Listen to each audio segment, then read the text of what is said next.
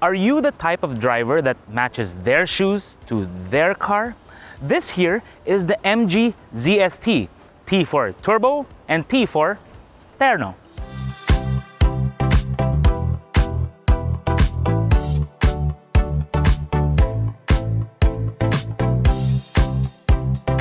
Fun fact, this is actually my first time doing a video review of an MG. A lot of the other guys in AI have been doing reviews of MGs, but really not me, because I've been kind of hesitant about the MG brand. The first reason is because the way it was handled before. The first company, they weren't so familiar with the auto industry. But with the new distributor, that all changed, because it was the Covenant Car Company Inc. that took over the brand in the Philippines, I think around 2018 or 19.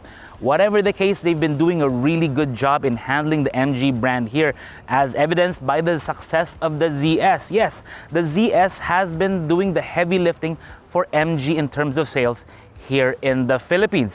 Now, there's something we need to get out of the way with MG. Now, MG historically is a British brand, but today it is owned by SAIC. Now, for me personally, my experiences with SAIC products have been kind of hit or miss, because I've noticed things that are kind of basic that are still present when it comes to issues with the vehicle. But I can tell you now that so far, I haven't experienced any of those with the ZST. Now, this here, yes, I said this is the ZST, the new ZS in turbo, but it's not just a matter of changing out the engine, because if you look at the front, if you're familiar with the ZS, this looks very different with the nicer headlights, a different grille, different bumper, and a really nice color. Now, the front of the ZS actually reminds me a lot of, say, the Ford Fiesta and the Ford Focus. I kind of miss those two vehicles and the way they drive, and I experienced a few of those same things with this new ZST.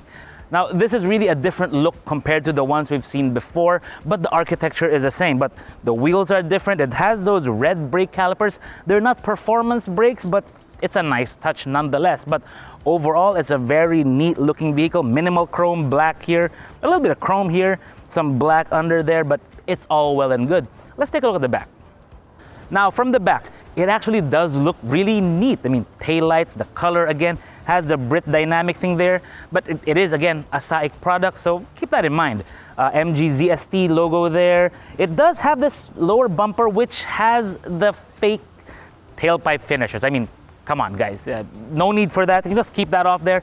Keep the back clean. What I do like is that they adopted something from Mini, because if you push up here, the trunk releases and then you can open it.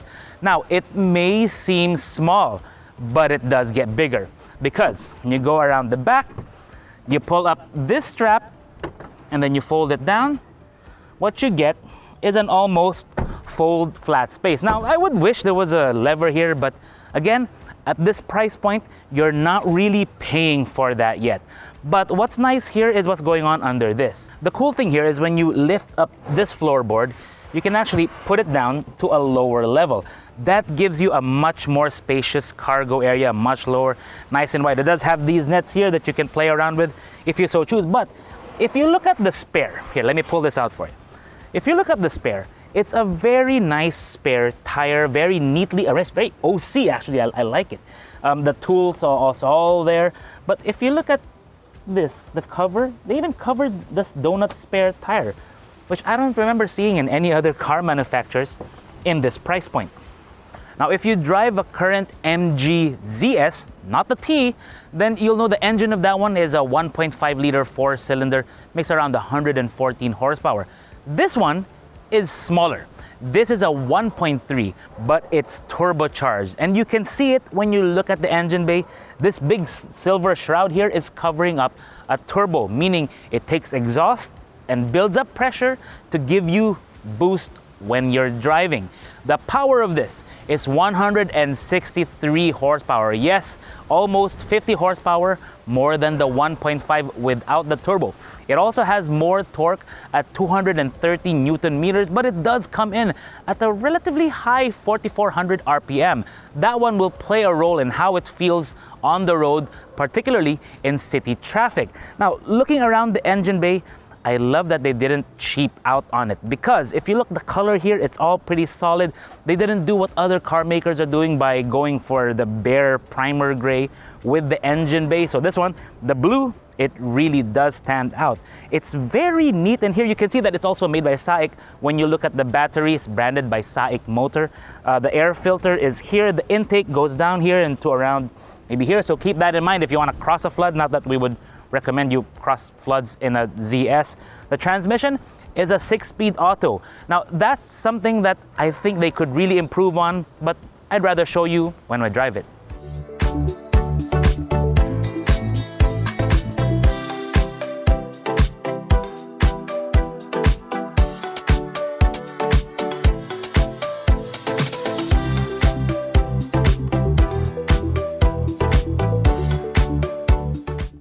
This may be my first time with the MG ZST, but it's not my first time in the ZS platform. I drove one, I think a couple of years ago. I remember the interior, it wasn't really all that impressive, but because the price point was so low, because like thinking about 700 plus or 800 for a compact, for a subcompact SUV is a really good deal. That's why they were selling so many of the ZS, and it kind of shot them up the sales charts. But this one is a bit more premium than that one, and the good thing is that you really feel it. You can see it. They didn't just put in a more powerful engine and then call it a day. Pwede na yan. No, with the ZST, they really spec the interior very nicely, because there's something car makers call when they focus on the touch points of the vehicle. It's kind of an art and a science, because the goal is to give the customer a vehicle that looks and feels better by focusing on what you touch with your hands. So, steering wheel, you've got this nice leather wrap. It's actually very sporty, and I think they put Armor All on this one because it is a bit nice and shiny, which is kind of weird for a steering wheel. But you look around the dashboard, you've got a soft pad on top. It's got the fake stitching. It's got this pad here, which looks like a carbon fiber pattern, but it's soft, which is kind of neat and trippy. It even has the red stitching there.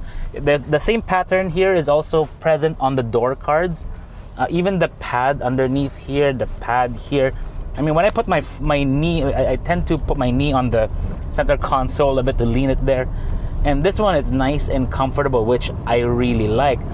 Now, when it comes to touch points also, they focus on the way the buttons feel when you press them. And when you press the buttons of this one, there's a nice weight to them, a nice torque to them. So it feels quality, even though this is a very affordable vehicle. For features, what do you get? Flat bottom steering wheel, all the buttons here, cruise control right here. It's a separate stock, but it works. It's not the adaptive kind though, but again, at this price point, you're not paying for that yet.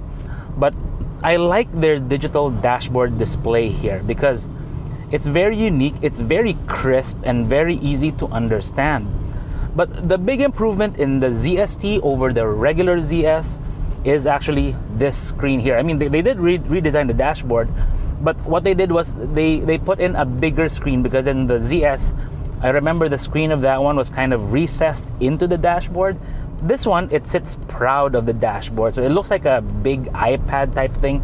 It's not edge to edge, but that's all well and good. You have the AC down here, AC controls. You do have a series of advanced safety features like the rear cross traffic alert, rear driving assist, which is I think that's the rear camera, the blind spot detection, lane change assist, so on and so forth. And they're not intrusive, so I don't feel the need to turn it off. So I like that. It even has you can control a few things here, the lights and stuff, but it has settings for the steering. So surprisingly, I can't seem to find a button to do that here. You have to do it through the screen. So right now we're in normal driving mode. And then you have the urban setting, which is nice, which where we are now. In that setting, the steering is really light. You have to be a bit careful with that, but it should be all well and good. But if you're going for a bit more sport, you press dynamic, and it adds a bit more resistance to the steering, so it kind of makes it a bit more engaging.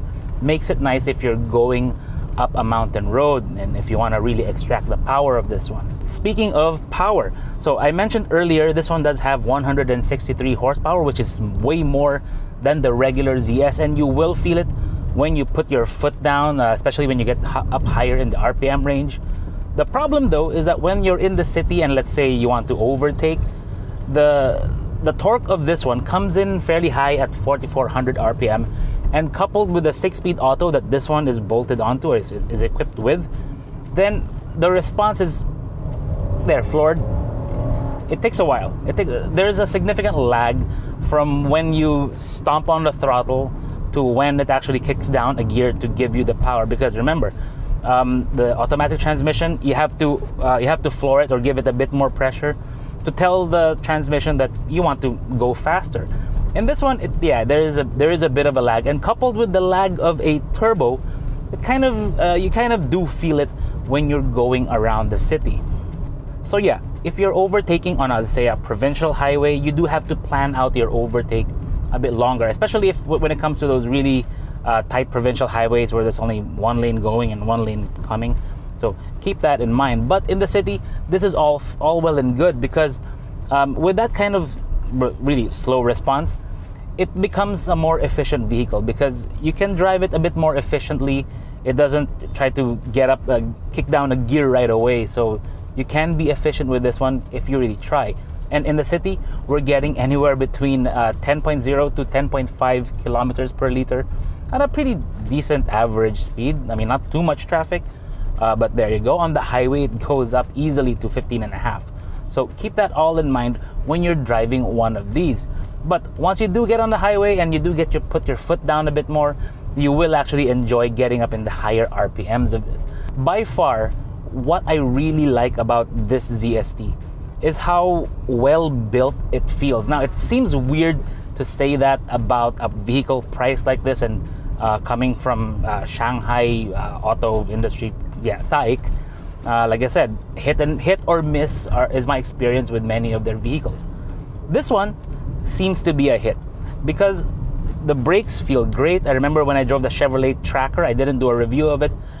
I didn't do a video review of it because I didn't feel confident with the brakes of that one. It behaved very, very weird, because many modern cars now, when you step on the brakes, touch it even just a little bit, the braking force is pretty strong. And that one is pretty weak. It almost felt like an old 90s or 80s car in the way the brakes behave when you have to pump it. This one, perfectly fine. But also, when I'm going over, if you notice, I'm going over EDSA right now.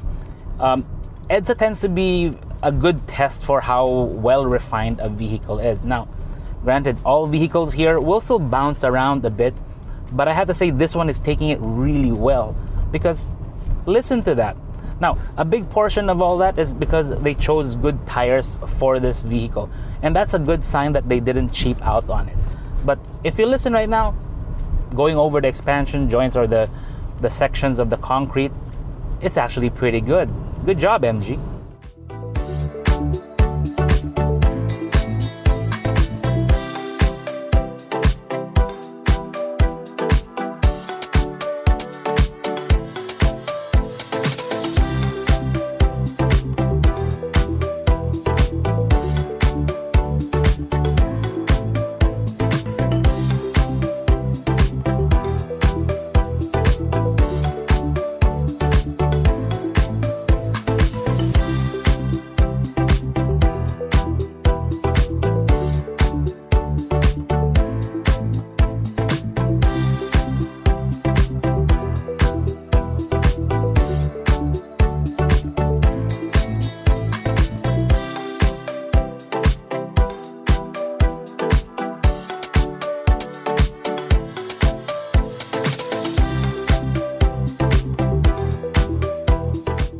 Whenever I encounter a vehicle made in the PRC, I do find myself having to temper my expectations a bit, maybe even lower the expectations, because sometimes we encounter issues that kind of spoil the fun. But when it comes to the ZST, I really can't find anything really glaring about it, because I like the look, like the interior, I like the way it drives, except maybe for the performance of the engine when it comes to torque. Because, like I mentioned earlier, the high torque, but coming in at a rather high RPM, means that in city driving and even when accelerating or overtaking, you don't get that sensation of thrust at low RPMs when you put your foot down. But that aside, I think MG has a solid vehicle here with the ZST. And even for the price, because this one comes in at 1,158,888 pesos. They really love to put those 3 8s at the end of their prices. But nevertheless, I think this is a solid vehicle. It really feels it didn't cheap out when they were speccing out this vehicle for actually the Philippine market. And how do I know that? I look at the tires. These are not some unknown brand tires. These are Michelin premises, which is a good thing because when it comes to any vehicle, the tires define a lot about how it performs. But hey, let me know what you think about the ZST in the comments below. Do you think it's a solid deal or not? This is Vince of AutoIndustriya.com.